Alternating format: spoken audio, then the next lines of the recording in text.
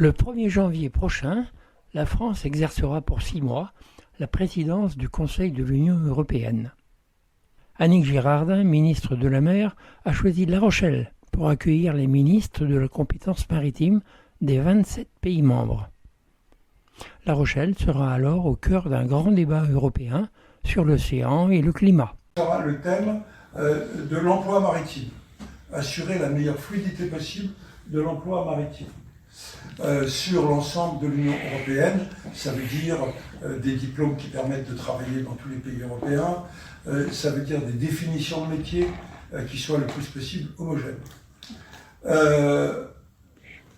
Deuxième thème, qui cette fois-ci est différent, 120 jeunes ambassadeurs de toute l'Europe, des jeunes européens qui viendront à La Rochelle découvrir les facettes maritimes de La Rochelle. Donc, tout un programme est en cours d'élaboration de la venue de ces jeunes.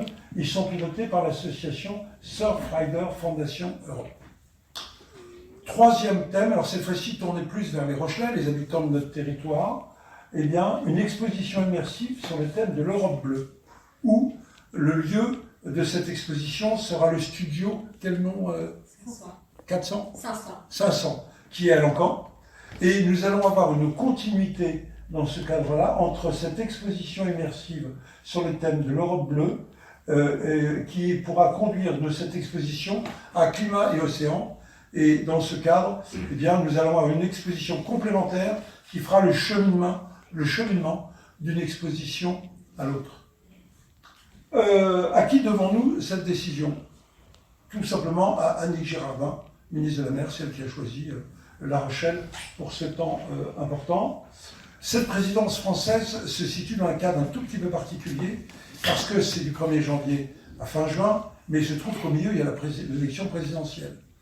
Et donc, évidemment, le mois de janvier, traditionnellement, ce sont les vœux, c'est la mise en place, et donc c'est le mois de février qui va être le temps fort de cette présidence, sur toutes les thématiques. Bien sûr, sachant que mars, on va basculer dans un temps plus politique, évidemment, avec la présidence, on va passer sur un cycle plus de campagne électorale présidentielle. Moi, ce que je veux dire, c'est que c'est une grande fierté pour nous d'accueillir cet événement important, de remercier très chaleureusement Annick Girardin d'avoir proposé au président de la République que ceci se passe à La Rochelle.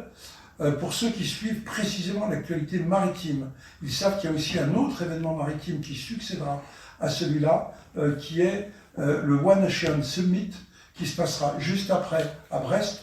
Donc en fait, il y aura en France une longue séquence, présidence européenne, questions maritimes à l'échelle européenne, le sommet des océans, qui se tiendra juste après à Brest. Voilà les éléments qu'on voulait donner. Donc nous donnons cette information au conseil municipal. Nous travaillons déjà sur ce sujet depuis plusieurs mois, puisque il y a bien sûr des dimensions de sécurité, de protocole, de toute nature, pour affiner tout cela. Tout cela est piloté par une équipe ici à La Rochelle, avec une coordinatrice qui est là. Tu peux peut-être te lever. Voilà. Bonjour. Madame Gutiérrez, qui est ici et qui coordonne l'ensemble de nos services. Parce qu'il est clair que pour nous, on va mettre à travers cet événement l'ensemble des acteurs du monde maritime, le grand port maritime, bien sûr, le port de pêche, évidemment, le port de plaisance, le lycée maritime. En fait, c'est cette richesse et cette diversité maritime de La Rochelle qui a emporté la décision de la ministre. Pratiquement à La Rochelle, nous avons très fortement toutes les activités maritimes qui dépendent de son ministère. La seule activité maritime que nous n'avons pas à La Rochelle, c'est la Marine nationale, mais ça tombe bien parce que ce n'est pas dans son ministère.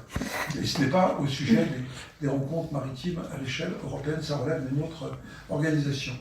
Voilà, alors, ce qui est certain, c'est que ça va lancer une année 2022 très forte sur le thème maritime.